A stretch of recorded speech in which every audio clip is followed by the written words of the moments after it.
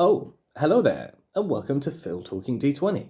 So, today's video, 6 super useful questions for use in a session 0. Try saying that when you're drunk.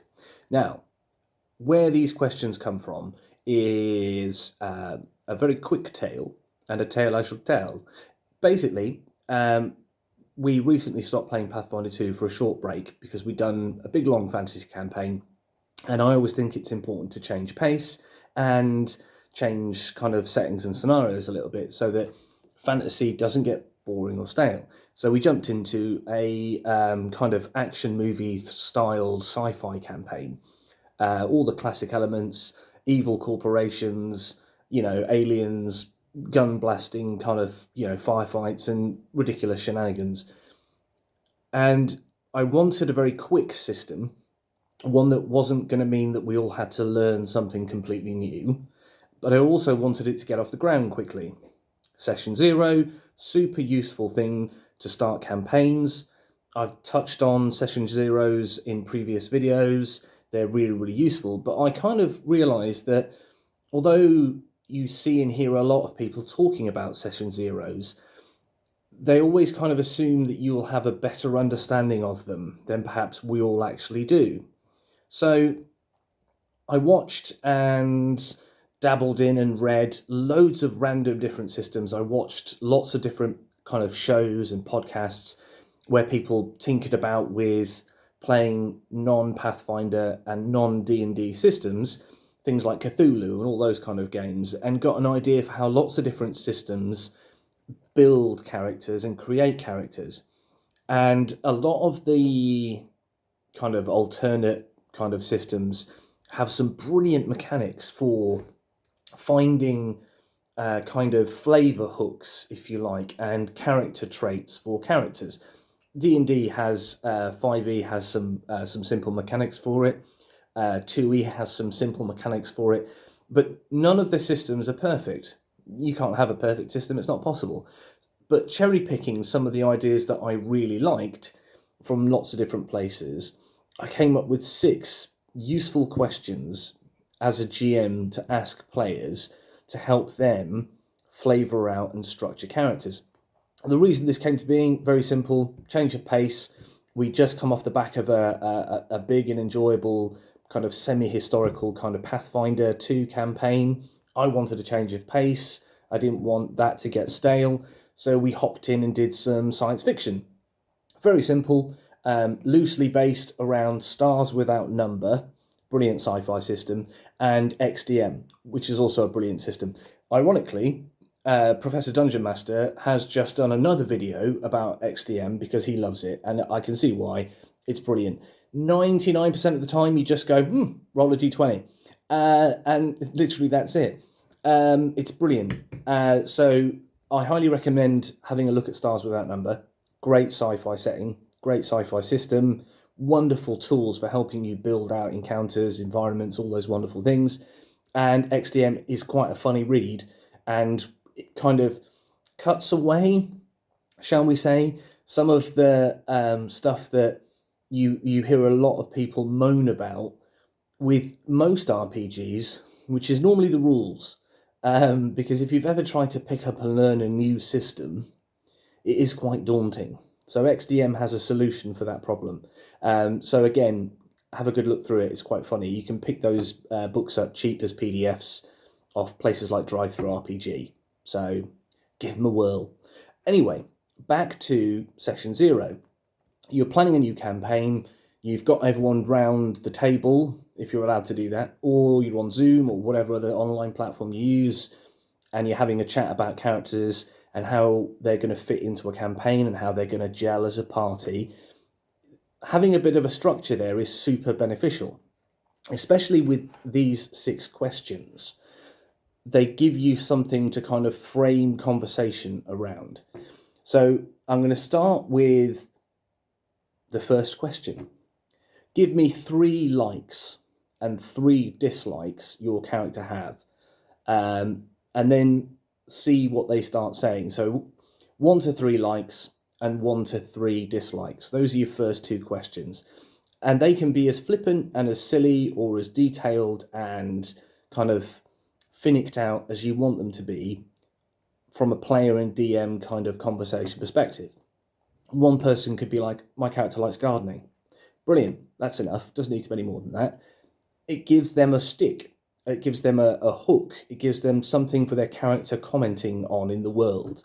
If they visit, a nobleman's house, the character's like, well, does he have nice gardens? My character likes gardens, nice gardens and gardening. What are the gardens like? And then you can flavour the world out from those conversations.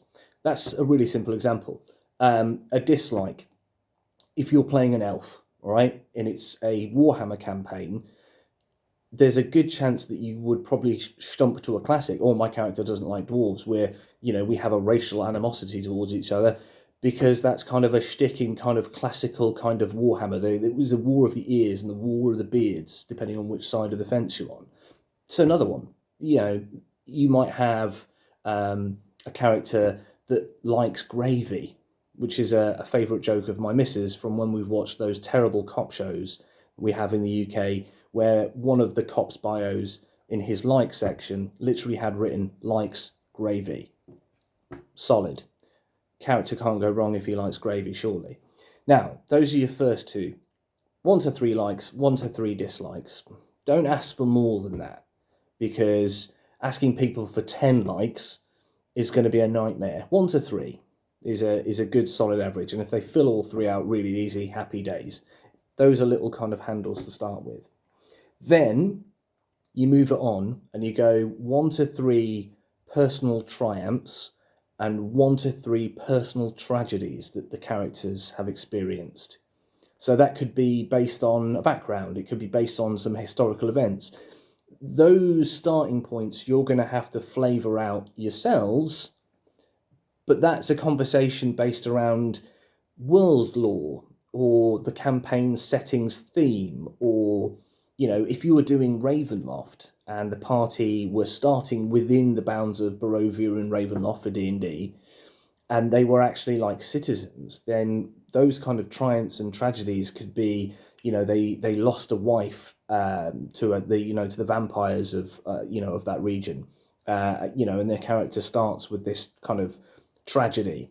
But one of their triumphs could be that, through the help of maybe members of the village, they were able to defeat a vampire and save some other citizens. So very simple, 1 triumph, 1 tragedy. Jobbed.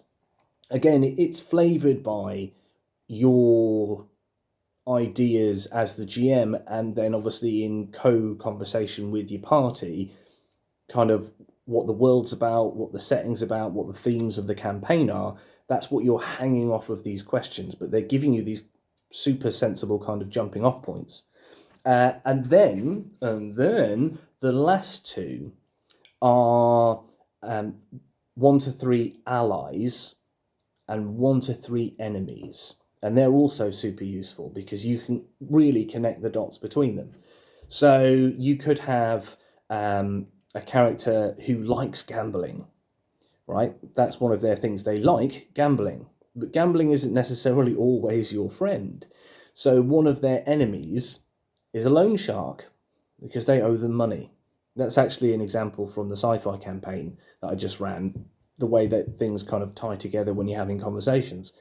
But you can see how, sat as a GM listening to players come up with ideas for friends and allies and also enemies, enables you to almost for free as a GM pluck villains into your story and friends into that story, so that you're almost starting to build like a combined pantheon of friends and foes before you've even got into session 1.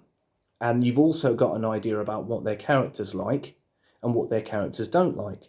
So you might have, a character who hates tyrants or tyranny, or, someone who has a real thing for, fame and fortune. And you've got these levers that you can start to pull to just tweak your campaign and story in on what they're talking about being interested in, because hopefully if they're committing to them as ideas in the session 0 about what they think their character will like and what they think their character won't like, and what tragedies and what triumphs their characters have endured prior to this point, and what friends they have in the world and what enemies they have in the world, if you pluck some of those key pointers out that they seem to kind of get energized about and weave them into the kind of the story you're about to tell, Bob's your uncle. They're already invested in that. So when the loan shark turns up in session 2 with a mob of goons to come and collect the debt he's owed, the party and the player involved already know what's going on, and it's kind of flavoring out the kind of the history that you created with some very simple questions from the session 0, and boom, there's a bit more buy-in, there's a bit more immersion. You're creating a bit more of a combined experience. So those are the 6 questions. Super straightforward. 1 to 3 likes, 1 to 3 dislikes, 1 to 3 triumphs, 1 to 3 tragedies that, you know, characters have endured. And then obviously 1 to 3 allies, 1 to 3 enemies. And as the DM, make sure you either get the people involved to text you or email you what they've kind of pinned down across the session, or if you can and you've got the ability to have those conversations with them and kind of, you know, go, well, you know, think about it from this perspective, or in the world it might be a bit like this, how does that work? You know, because you want to be able to be spending most of a session 0 chatting with players around the table. You don't want to not be actively engaged in the process, because you want to be able to kind of keep a handle on what's thematic for your world. If you're playing a medieval fantasy campaign and someone says they want to be a cyborg, you know, warrior ninja, it's not necessarily applicable. So don't be afraid to kind of steer them back onto a more relevant pathway. You know, sometimes it's the yes and the no but that's important during a session 0, especially with these questions, because you've got a framework, you can kind of keep things kind of ticking over, and they can bounce ideas off each other. Do they like the same thing? Do they dislike the same thing? Have they got a shared villain or a shared friend amongst the people at the table? And then either scribble down as many notes as you can, or simply say to everyone who should be hopefully jotting down little answers on a bit of paper to these questions, can you text me your answers? Can you email them to me, so that you can take that into session 1 and onwards when you're running your own campaign? So, boom, 6 questions. Session 0, fit them in, tweak them, change them, add questions, throw questions away if you don't want triumphs and tragedies, because you know you're not sure it's going to kind of work within the bounds of what you're about. Don't think too big or too small about things. You know, characters liking gravy, that's fine. If it's one of the 3, if it's their only one, right, then they better play on that shtick a lot. But let them pick at it, let them discuss it, share ideas, put steers on it, and see if it helps you frame out more meaningful characters running into session 1 from your session 0. So hopefully you've enjoyed the video. Obviously stay tuned for more content. Like and subscribe, tell your friends. I'm going to drop this over on the Pathfinder 2 Reddit, so if you want to give it a bump up there, that would be amazing. And I'm at 530 odd subscribers, which is awesome. You know, this is not really my cash money grind, it's just a fun little hobby I have, but to have, you know, that number of subscribers is amazing. So thank you so much. Hopefully this video helps you with session 0s. Obviously questions, drop them in the chat. Ideas, drop them in the chat. Love to hear your thoughts on it, and I'll catch you on the next video. Peace.